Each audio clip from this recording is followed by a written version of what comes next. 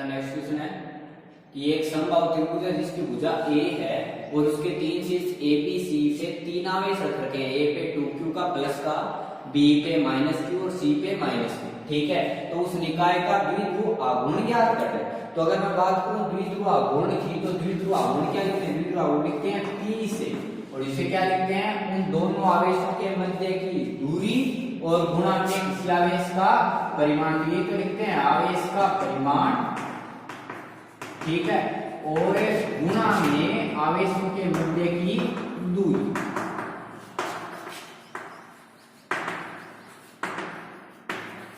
ठीक है, तो अगर मैं द्विध्रुव आघूर्ण की बात करूं तो आवेशों में मध्य दूरी और इसकी दिशा माइनस से किस ओर है? प्लस की। ठीक है, यानी ये समझिए -q से प्लस q। लेकिन एक चीज तो ये होनी चाहिए कि अगर द्विध्रुव आघूर्ण ज्ञात करना है तो पहली कंडीशन तो ये है कि वो द्विध्रुव तो होना चाहिए। ठीक है, यानी अगर द्विध्रुव आघूर्ण ज्ञात करो तो उसकी पहली कंडीशन यह है कि वहां पे द्विध्रुव का क्या करो? निर्माण। अब द्विध्रुव के निर्माण के लिए अपने बात करते हैं प्लस q होना चाहिए और एक क्या होना चाहिए? -q। उन दोनों का अगर समूह है तब जाके द्विध्रुव आघूर्ण बनेगा। द्विध्रुव बनेगा तब उसका द्विध्रुव आघूर्ण आएगा।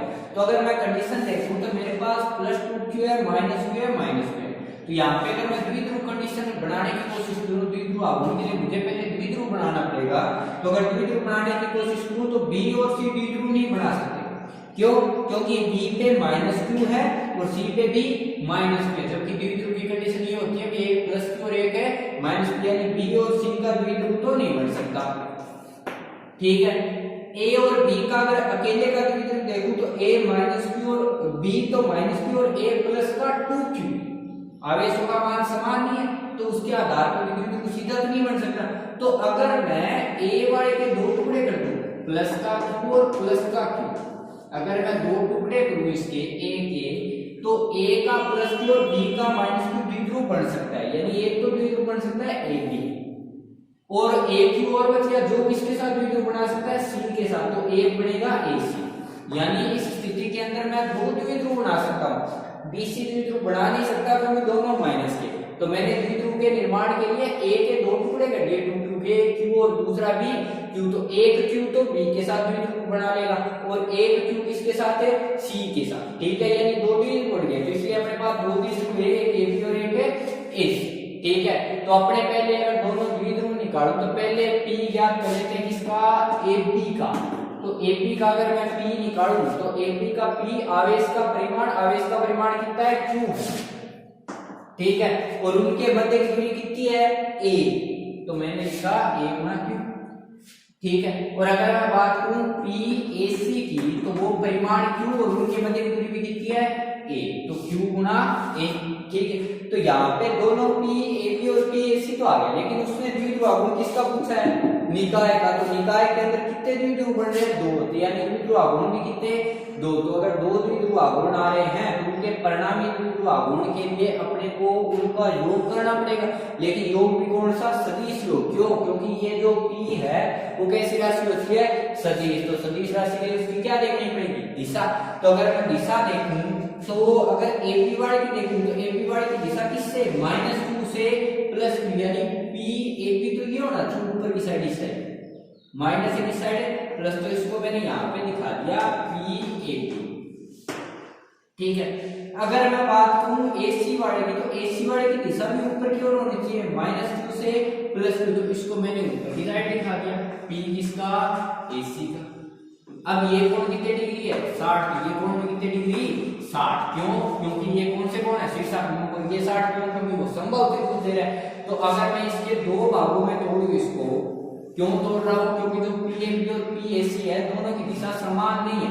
तो दोनों की दिशा अगर समान नहीं है तो उनको मैं सीधा तो नहीं जोड़ सकता, तो घटक लेने पड़ेंगे। तो घटक के लिए मैंने एक रेखा ये खींची और एक अक्ष माना ये। तो अगर मैंने इसको खींचा है बराबर, तो देखो कितने डिग्री? 30। तो ये भी कितना आएगा?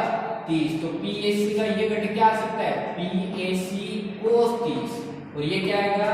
PAC sin 30। इसी तरह अगर इसके साथ बात करूं तो PAB cos 30 और ये PAB sin 30।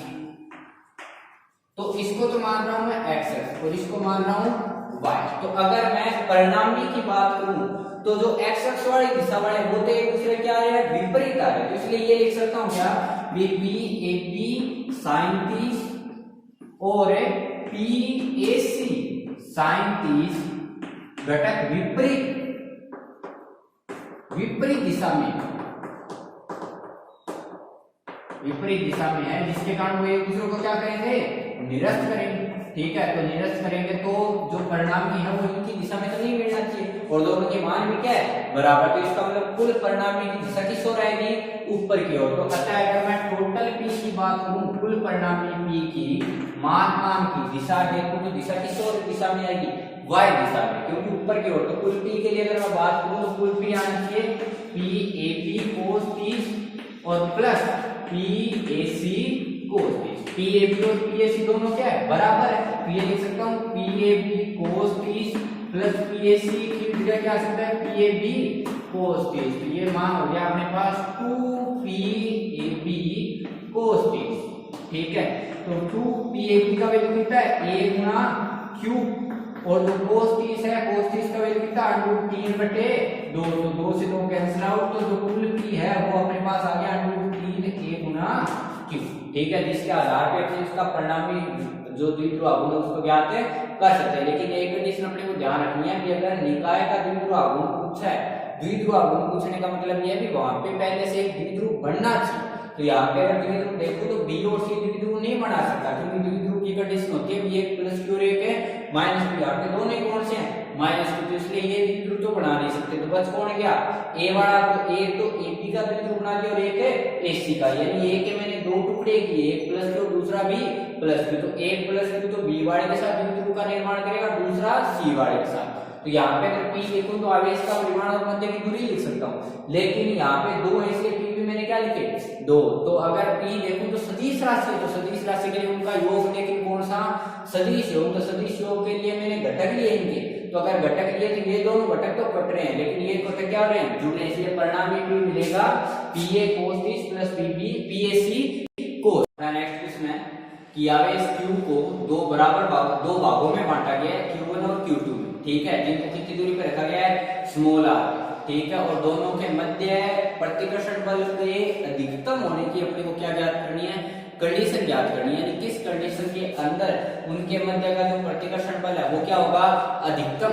ठीक है, तो यहाँ पे अगर मैं बात करूं आवेश की, तो अगर आवेश की क्वांटिकरण क्या आवेश के संरक्षण के आधार पे देखें तो जो Q1 प्लस Q2 है, यानी टूटने के बाद जो भाग वो किसके बराबर होना चाहिए Q के होना चाहिए, क्योंकि आवेश का संरक्षण तो यही बात कहता है कंडीशन से पहले और प्रक्रिया के बाद जो कुल आवेश है उनका मान क्या रहता है नियत रहता है, यानी Q1 प्लस Q2 किसके बराबर होना चाहिए Q के, और उनके मध्य एक दूरी देखिए r।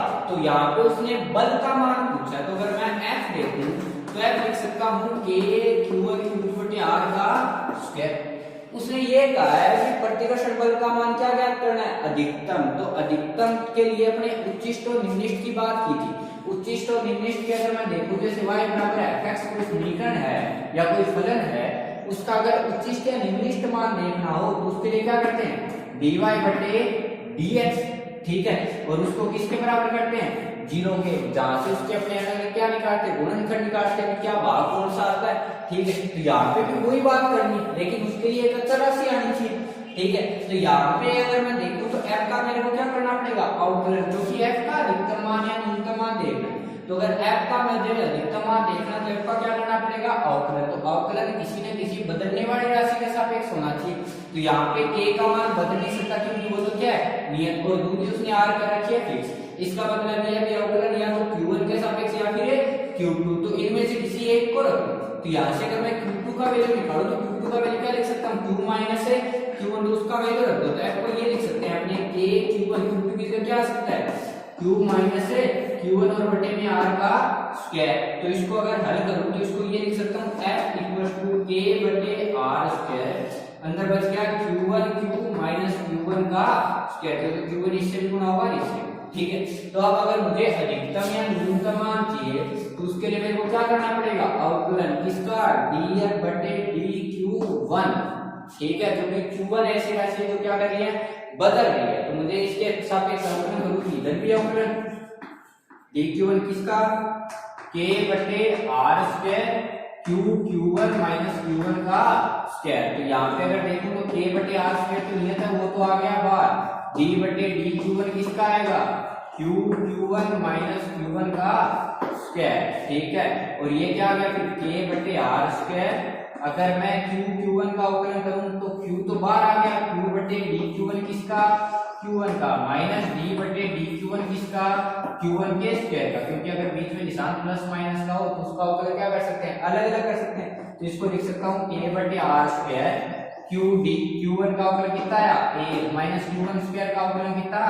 2Q1, ठीक है। तो यहाँ पे अगर अधिकतम मान निकालना है तो df बटे डी Q1 किसके बराबर होना चाहिए? 0 के। तो अगर मैं अधिकतम के लिए बात करूं तो df बटे डी Q1 किसके इक्वल है? 0 की। और इसका वैल्यू अपने पास कितना है? k बटे आर स्क्वायर गुना में q माइनस 2Q1 बराबर कितना? 0। तो ये तो उधर आके चला गया 0 में, तो बच क्या गया? q माइनस 2Q1 बराबर किसके? 0 के। तो यहाँ पे 2Q1 किसके बराबर बच गया? q के। Q1 का वैल्यू कितना? q बटे 2। यानी उसमें बल अधिकतम होने के लिए जो उसको भागों में बांटा जाएगा दोनों हिस्से क्या होने चाहिए? बराबर होने चाहिए। यानी पहला भी q बटे 2। दूसरा अपना नेक्स्ट क्वेश्चन है कि जब दो समान आवेशित गोले हैं, ठीक है, जिनको दो डोरियों से बांधा गया और उन दोनों डोरियों की लंबाई बराबर, ठीक है, और जब इन दोनों आवेशित गोलों को डोरियों से लटकाया जाता है तो वो दोनों समान आवेशित गोले होने के कारण एक दूसरे क्या करेंगे? प्रतिकर्षित। तो प्रतिकर्षित करने के कारण उनके मध्य का कोण कितनी डिग्री बन रहा है? 30 डिग्री। अब इस जो ये गोले हैं दोनों को, उनको अगर किसी द्रव में यानी किसी माध्यम में डुबोया गया जिसका घनत्व देखकर 0.8 ग्राम पर सेमी, उस घनत्व में अगर उसको लटकाया गया तो उस द्रव के अंदर डुबोने के बाद भी उनके मध्य के कोण के अंदर कोई परिवर्तन नहीं हो रहा है। यानी अब भी कोण कितने डिग्री है? 30 डिग्री है, तब भी उसी कोण पर बना रहता है, ठीक है। और इसके अंदर भी दे रखा है गोले का घनत्व कितना दे रखा है? 1.6 ग्राम पर सेमी क्यूब। यानी अपने को दो वैल्यू दे रखी है, एक तो घनत्व दे रखा है द्रव का जिसके अंदर उसको डुबोया गया है, वो दे रखा है अपने को 0.8 ग्राम पर सेमी क्यूब। दूसरा अपने को दे रखा है घनत्व किसका? पदार्थ का, गोले का। तो मैंने लिख लिया स्फीयर का, रो एस स्फीयर का, उसका दे रखा है 1.6 ग्राम पर सेमी, ठीक है। तो अपने को पदार्थ का क्या ज्ञात करना है? परावैद्युतांक। तो परावैद्युतांक अपने लिखते हैं एप्सिलॉन आर से, और इसको क्या लिखते हैं? इसको लिखते हैं एफ नॉट बटे एफ एन, यानी निर्वात में बल और बटे माध्य में बल, या निर्वात में बल और माध्य में बल के अनुपात को क्या बोलते हैं? उसका परावैद्युतांक, ठीक है। तो अगर मैं इसकी पहली स्थिति देखूं तो पहली स्थिति में ये कहा गया है कि दो समान आवेशित गोले जिनको बराबर लंबाई की डोरियों से लटकाया गया। तो अगर जैसे ये है तो इसको जैसे ही मैंने दो गोलों को लटकाया तो हमने क्वेश्चन किया था जिन पे दो अगर समान आवेशित गोले हैं तो उसके कारण वो जो दोनों गोले हैं वो एक दूसरे को प्रतिकर्षित करके कुछ ना कुछ कोण पे चले जाते हैं, ठीक है। ये लंबाई है तो ये भी लंबाई क्या है? तो अगर इस स्थिति के अंदर देखूं तो इसके मध्य का कोण कितने डिग्री दे रखा है? 30 डिग्री। तो इस स्थिति के अंदर अगर मैं बल दर्शाऊं तो बल दर्शा सकता हूं। इस पे अगर बल दिखाऊं तो बल क्या आना चाहिए? नीचे की साइड mg, क्योंकि द्रव्यमान m के कारण बल क्या आता है? mg। और रस्सी के कारण कौन सा बल आएगा? तनाव, जो हमेशा आता है जोड़े के बिंदु से दूर, जिसको मैंने किससे दिखाया? T से। तीसरा, तीनों दोनों में समान आवेशित हैं तो उनके कारण जो प्रतिकर्षण बल लगेगा वो हमेशा जोड़ने वाली रेखा के अनुदिश, इनको जोड़ने वाली रेखा ये है तो इसके कारण प्रतिकर्षण बल आया ये इस साइड। मैंने इसको किससे लिखा? F से, ठीक है। तो अब अगर देखूं तो अगर यहाँ तो मुझे समीकरण बनाने पड़े संतुलन की, तो समीकरण अगर संतुलन की बनानी पड़े तो घटक लेने पड़ेंगे। तो घटक लेने के लिए मैंने एक अक्ष बनाया ये और दूसरा अक्ष ये। तो अगर मैं इस वाली भुजा के दो टुकड़े कर दूं, मैंने मान लिया कोण थीटा, तो ये भी क्या आएगा? थीटा, क्योंकि कौन से कोण है? एकांतर। तो टी का ये घटक क्या आ सकता है? टी का ये घटक आ सकता है टी कोस थीटा, और ये क्या आएगा? T sine theta. ये अपने एक पीछे वाले क्वेश्चन में किए थे। तो इसकी स्थिति के अंदर मैं प्रारंभिक स्थिति में अगर मैं बात करूं तो प्रारंभिक स्थिति में अगर समीकरण देखूं तो पहले समीकरण आ सकती है अपने पास एफ टी जो साइन थीटा है वो किसके बराबर आना चाहिए? एफ के। टी साइन थीटा किसके बराबर है? एफ के। और दूसरी समीकरण अगर मैं देखूं तो दूसरी समीकरण क्या बन सकती है अपने पास? T cos theta equal to क्या आना चाहिए एम। ठीक है, ये तो आई उसकी प्रारंभिक स्थिति। अगर मैं बात करूं अंतिम स्थिति की,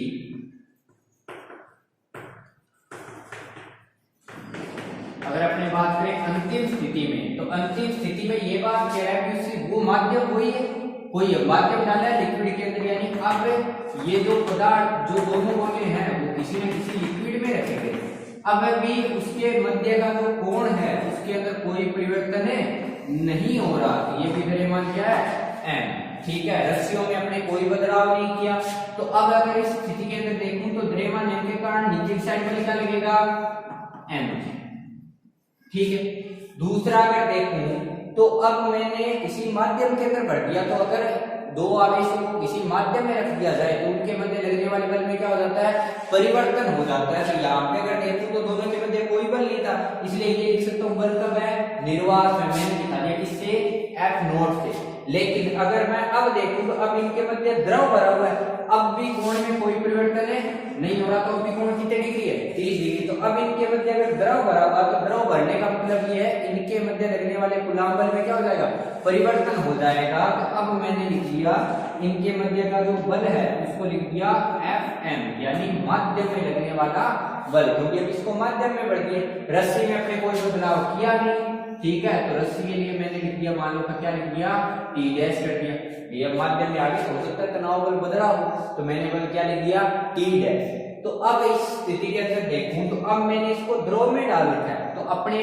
पढ़ा था आर्किमिडीज का सिद्धांत। ठीक है, आर्किमिडीज का सिद्धांत ये बात कहता है कि अगर किसी पदार्थ को, ठीक है कोई ठोस है, उसको अगर किसी द्रव में डुबोया जाए तो वह द्रव हमेशा उस पर एक बल आरोपित करता है जिसे बोलते हैं कौन सा बल उत्प्लावन बल, और उसकी दिशा हमेशा किस ओर होती है ऊपर की ओर, और उस उत्प्लावन बल का मान हमेशा होता है उस वस्तु द्वारा हटाए गए द्रव के भार के बराबर। तो यहाँ पे अगर मैं देखूं तो इसको मैंने द्रव के अंदर डुबोया तो द्रव क्या लगाएगा कौन सा बल उत्प्लावन बल, और उसकी दिशा हमेशा किस ओर होती है ऊपर की ओर। तो मैंने उत्प्लावन बल को किस ओर दिखा दिया ऊपर की ओर, किससे दिखाया u से। अब अपने को पता है कि u mg और fm के घटक तो लेने नहीं पड़ेंगे, किसके घटक लेंगे t के, तो इसको भी वापस दो टुकड़ों में कर लो, ये कोण कितना थीटा, तो ये भी क्या आएगा थीटा, क्योंकि एकाग्र कोण है, ये घटक क्या आएगा t का, ये घटक आ गया t cos थीटा, और ये घटक क्या है अपने पास t sin थीटा। तो इस स्थिति के अंदर अगर मैं समीकरण बनाऊं तो पहले तो समीकरण बन गई t dash sin theta equal to क्या बन गया fm, और अगर दूसरे समीकरण देखूं तो दूसरी समीकरण क्या बनेगी t cos थीटा और प्लस u उत्प्लावन बल बराबर किसके mg के। तो इस समीकरण को मैं ये भी लिख सकता हूं t cos थीटा बराबर mg माइनस u। ठीक है, तो अगर मेरे fm चाहिए एप्सिलॉन r से परावैद्युतांक चाहिए, तो परावैद्युतांक के लिए f नॉट और fm का अनुपात चाहिए, तो उसके लिए अगर मैं देखूं तो मैं t को हटा सकता हूं। तो मैं अगर यहाँ पे t को हटाने की कोशिश करूं तो t क्योंकि चेंज हो रहा है, दोनों में अलग अलग है, इसमें t है और इसमें क्या है t डैश, तो मैंने इन दोनों को भाग किया, तो अगर भाग करूंगा तो ये बच गया t sin थीटा बटे t cos थीटा बराबर बच गया f नॉट बटे mg। तो ये t से t कट गया तो किसके बराबर बच गया tan थीटा, किसके बराबर f नॉट बटे mg। यहाँ पे अगर मैं देखूं तो यहाँ पे भी दोनों को भाग कर दो, इसको अगर इसको भाग करूं तो ये समीकरण है अपने पास t डैश sin थीटा और बटे में t डैश cos थीटा बराबर आ गया fm बटे mg माइनस u। एक आगे वाला समीकरण ये होनी चाहिए, अगर इसको भाग करूं ना तो यहाँ से t डैश से t डैश ये किसके इक्वल बच गया tan थीटा बराबर fm बटे mg माइनस u। जो u है उत्प्लावन बल वो भी किसके बराबर होता है mg के, लेकिन ये आएगा m डैश। ठीक है, ये जो m है ये m तो दिखा रहा है किसको द्रव्यमान को, लेकिन वस्तु के, लेकिन ये m डैश है वो किसको द्रव्यमान को दिखा रहा है द्रव के, क्योंकि आर्किमिडीज के सिद्धांत के अनुसार उत्प्लावन बल का मान वस्तु द्वारा हटाए गए द्रव के बराबर। ठीक है, तो यहाँ पे tan थीटा, तो अगर tan थीटा देखूं तो ये भी tan थीटा है, तो tan थीटा होना किसके बराबर चाहिए f नॉट बटे mg। तो इस tan थीटा की जगह मैं क्या लिख सकता हूँ f नॉट बटे mg बराबर fm बटे mg minus m dash g। तो अपने को अगर एप्सिलॉन r चाहिए तो वो आना चाहिए f नॉट बटे fm, तो इसको नीचे ले आओ, इसके लिए बच गया f नॉट बटे एफ एम बराबर बच गया एम जी बटे M G minus M dash G. F naught बटे एफ एम को क्या लिख सकता हूँ, एप्सिलॉन आर परावैल्यूक का। एम को अगर देखूं तो उसने घनत्व दे रखा है, तो एम को क्या लिखते हैं, रो गुना वी। ये जो एम है वो किसका है, पदार्थ का, तो मैंने लिखा रो एस सॉलिड का, और वी रो गुना वी क्या बन गया एम, और आगे क्या आया जी। नीचे में देखो तो ये भी किसका है, पदार्थ का, तो आएगा रो एस वी और गुना जी माइनस ये एम डैश। अगर देखो कि ये किसका है, द्रव का, तो द्रव के लिए रो एल। वी भी क्या होता है सेम, क्योंकि वस्तु द्वारा हटाए गए द्रव का आयतन और वस्तु का आयतन दोनों का आयतन क्या होता है समान, तो ये भी क्या आएगा वी, और आगे कौन है जी। तो यहाँ पे अगर इसको मैं देखूं एप्सिलॉन आर, तो एप्सिलॉन आर का वैल्यू अगर देखूं तो वी जी ऊपर पड़ा है, तो इसको लिख सकता हूँ रो एस वी जी बटे में वी जी कॉमन आ सकता है, तो ये बच गया rho S minus rho L. तो वी से वी कैंसिल आउट, ठीक है, तो रो एप्सिलॉन आर का बच गया रो एस बटे rho S minus rho L. Rho S का वैल्यू कितना है अपने पास 1.6, रो एस का वैल्यू 1.6 और रो एल का वैल्यू 0.8। ये कितना 1.6 बटे 0.8 कितना आया 2। तो यहाँ पे परावैल्यूकता के एप्सिलॉन आर का वैल्यू कितना प्राप्त होता है 2, ठीक है। तो अपने को इसमें बेसिक कांसेप्ट ध्यान रखना है कि अगर किसी पदार्थ को किसी लिक्विड के अंदर द्रव के अंदर डुबोया जाए तो वह द्रव हमेशा कौन सा पद लगाता है, उत्प्लावन बल, जो कि बात करता है अपने को आर्किमिडीज का सिद्धांत, ठीक है। उत्प्लावन बल लगाता है, उस उत्प्लावन बल का मान हमेशा हटाए गए द्रव के द्रव्यमान के बराबर होता है, यानी u का वैल्यू किसके बराबर होता है mg के। लेकिन ये जो m है वो किसका होता है, द्रव का, न कि पदार्थ का, ठीक है। और इसकी जो दिशा है वो हमेशा किस ओर है, ऊपर की ओर है।